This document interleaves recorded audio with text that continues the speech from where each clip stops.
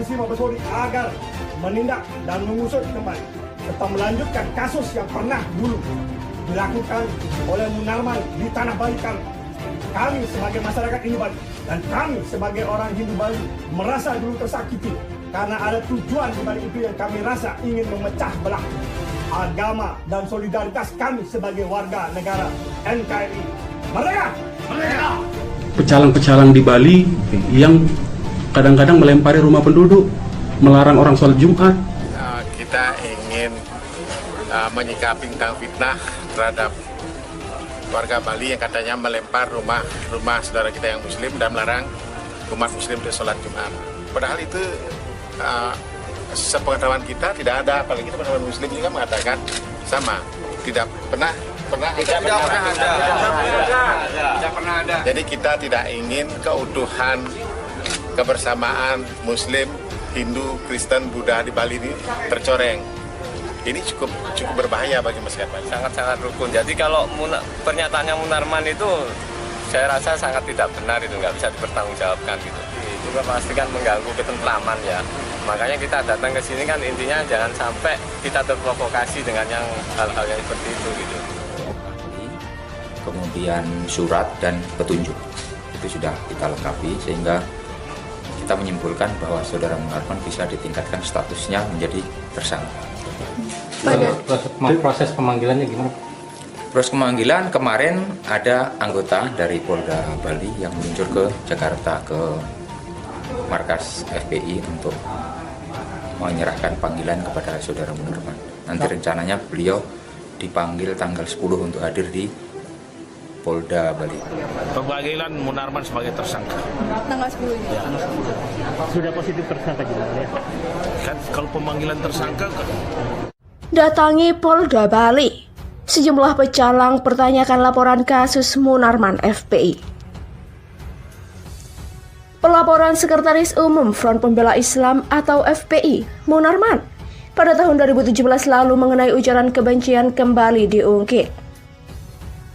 Pada Selasa 29 Desember, sejumlah pecalang atau petugas keamanan adat RED mendatangi Ditreskrimsus Polda Bali untuk menanyakan kelanjutan kasus itu. Kita datang memastikan apakah tindak lanjut dari laporan kita tahun 2017 yang lalu. Itu yang lebih tahu dari kepolisian, jadi yang jelas bagaimana caranya Munarman ini segera ditangkap. Begitu kata Mande Mudra selaku manggala utama pasukan pecalang Provinsi Bali. Ia juga menyebut bahwa unsur masyarakat di Bali sangat majemuk, mulai dari Muslim, Kristen, dan Hindu, dan lainnya. Namun, tuduhan Munarman pada pecalang Bali yang melempari rumah-rumah orang Muslim dan melarang orang Muslim untuk sholat sangatlah tidak benar. Menurutnya, para pecalang malah selama ini bekerja sama dengan warga Muslim di Bali untuk saling menjaga. Seperti bila Hari Raya Idul Fitri, bila ada warga mudik, maka pecalang yang menjaga lingkungan rumah sekitar. Justru kenyataannya kita di pecalang kalau diminta bantuan orang. Misalnya, ada hari besar ada yang mudik saat Idul Fitri, rumahnya kosong, siapa yang menjaga? Kita di lingkungan kita masing-masing. Kan ada pecalangnya, begitu ujarnya. Ia juga menyampaikan pihaknya akan mensupport pihak kepolisian untuk menuntaskan kasus Munarman. Agar betul-betul dituntaskan, jadi masyarakat mendukung pecalang, mendukung langkah-langkah yang dilakukan polisi. Agar betul-betul dituntaskan, jadi masyarakat mendukung pecalang, mendukung langkah-langkah yang dilakukan kepolisian. Begitu ujar Mudra. Sementara Kabid Humas Polda Bali, Kombes Syamsi menyampaikan bahwa kedatangan mereka ke Polda Bali untuk menyampaikan aspirasi untuk menindaklanjuti kasus Munarman. Itu dari pihak kita akan menyerahkan kepada penyidik. Nah, nanti setelah diserahkan apa tuntutan mereka kepada penyidik nanti, penyidik menindaklanjuti. Aspirasi yang mereka sampaikan begitu. Demikian kata Syamsi saat dihubungi. Mereka menyampaikan supaya kasus itu ditindaklanjuti. Apa yang menjadi omongan Munarman di medsos itu, mereka minta untuk segera ditindaklanjuti. Itu saja mereka mintanya. Demikian ujarnya.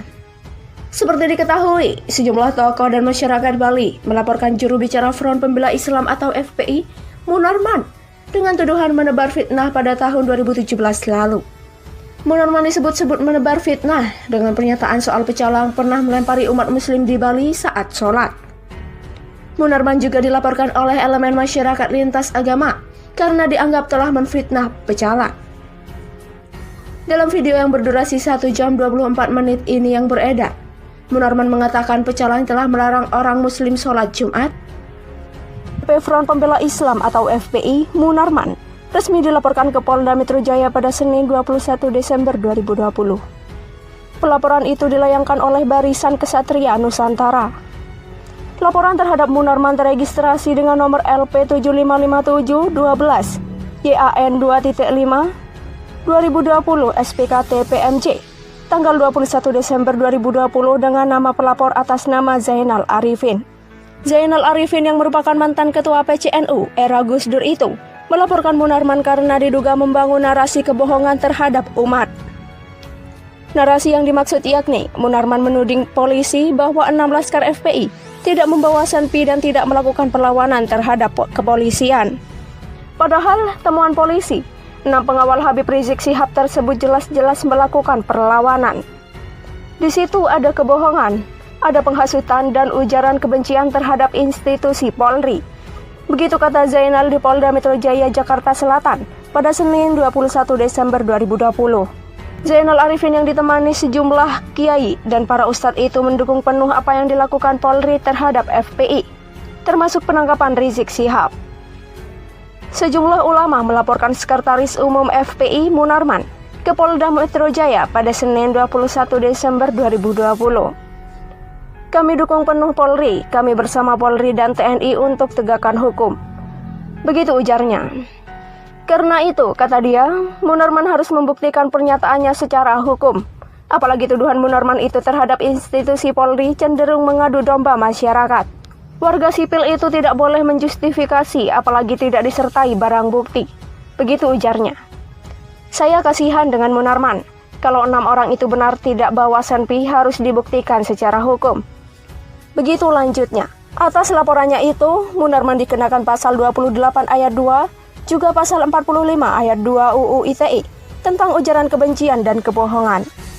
Baru-baru ini, netizen Twitter ramai-ramai membuat tagar tangkap Munarman hingga menjadi trending topik sampai malam ini.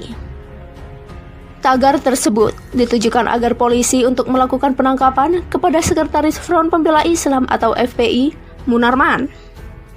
Hal ini dilakukan lantaran netizen menilai pernyataan yang dibuat Munarman dinilai bohong dan tidak benar. Salah satunya politikus Partai Solidaritas Indonesia atau PSI melalui akun Twitternya dengan mengunggah sebuah video yang memperlihatkan anggota Front Pembela Islam atau FPI kedapatan membawa senjata tajam. Ini video sudah jelas banget.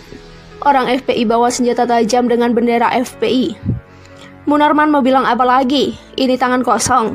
Ini penyusup. Harusnya Munarman menyusul orang ini. Tagar tangkap Munarman. Begitu tulisnya dalam akun Twitter Gun Romli pada 19 Desember 2020. Dalam kiriman videonya, terlihat seorang diduga anggota FPI yang sengaja diberhentikan polisi, yang disuruh membuka helm dan turun dari sepeda yang dinaikinya. Saat diperiksa pihak kepolisian, ternyata orang tersebut membawa senjata tajam sebilah pedang. Tak hanya itu, di sepeda motornya juga terpasang bendera FPI yang sengaja ditali di belakang. Kicauan Twitter tersebut mendapat komentar dari berbagai netizen yang pro dan kontra. Orang yang bernama Guntur Romli yang satu ini nggak tahu yang namanya budaya Betawi. Kalau nggak tahu budaya, diskriminasi pasti terjadi. Ucapan, pakaian, dan senjata yang mereka kenakan akan dinilai liberal dan anarkis. Sehingga satu Indonesia akan dinilai begitu sama Guntur Romli ini. Begitu tulis @syarifhussein_. Kalau berbau FPI atau Muslim, jangankan bawa yang gituan. Mungkin bawa jarum pentul aja dikira teroris. Anak negara ini, coba yang lain bawa senjata tajam sampai ngancam orang lain gak apa-apa. Demikian tulis @fratamawira. Dijawab, oh itu bukan FPI, bukan anak buah saya. Begitu tulis @zahkitahta.